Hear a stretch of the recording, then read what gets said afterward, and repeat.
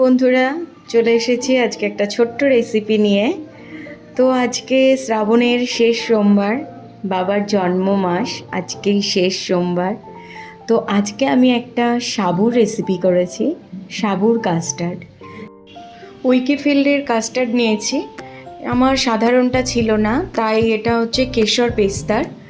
আর নিয়েছি দেখো কাজু, কিশমিশ আর কিছু ফ্রুটসের মধ্যে আমার বেশি কিছু ছিল না, আপেল ছিল আর এই বেদানা ছিল একটু। সাবু নিয়েছি, এটা ভিজিয়ে নিয়েছি।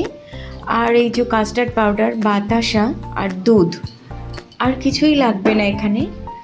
তো সবার প্রথমে আমি দুধটা গরম করতে দিলাম। এখানে 500 আছে দুধ, 500-র থেকে একটু কম। দুধটা গরম হয়ে যেতেই আমি একটু দুধ আলাদা করে নিচ্ছি দেখো। এবারে দুধটা গরম হয়ে যেতে আমি বাতাসা দিয়ে দিলাম ওর মধ্যে। ভালো করে বাতাসাটা আমি মিশিয়ে নিচ্ছি। বাতাসাটা গলে গেছে, এবারে আমি এর মধ্যে দিয়ে দিচ্ছি সেই ভিজানো সাবুটা ভালো করে দিয়ে আমি একটু ফুটিয়ে নেব। দেখো ফুটিয়ে নিয়েছি, একদম ভালোভাবে ফুটে গেছে। এদিকে আমি কাস্টার্ড পাউডারটা এবারে আমি গুলে নেব।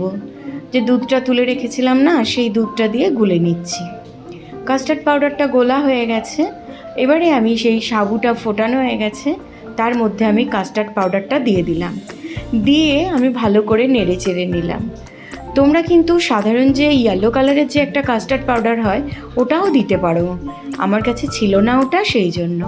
এবারে আমি অ্যাড করে দিলাম কাজু আর কিশমিশটা, দিয়ে ভালো করে নেড়ে চেড়ে নামিয়ে নিলাম।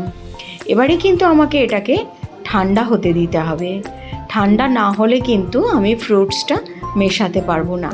তো আমি এরকম একটা ঝুড়ি চাপা দিয়েছি, কেননা অন্য কিছু দিয়ে চাপা দিলে তো ঠান্ডা হবে না। দেখো আমি আর একটা বোলে ট্রান্সফার করে নিয়েছি। এইবারে আমি মিশিয়ে দিচ্ছি আপেল আর বেদানাটা।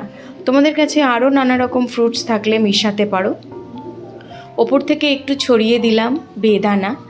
আজ সোমবার, আমি উপোস করেছি আর এই সাবুটাই করেছিলাম, খুব ভালো হয়েছে। তো উপোসের দিনে এরকম একটা রেসিপি হলে তো জমেই যাবে। তো তোমাদের ট্রাই করার অনুরোধ রইল।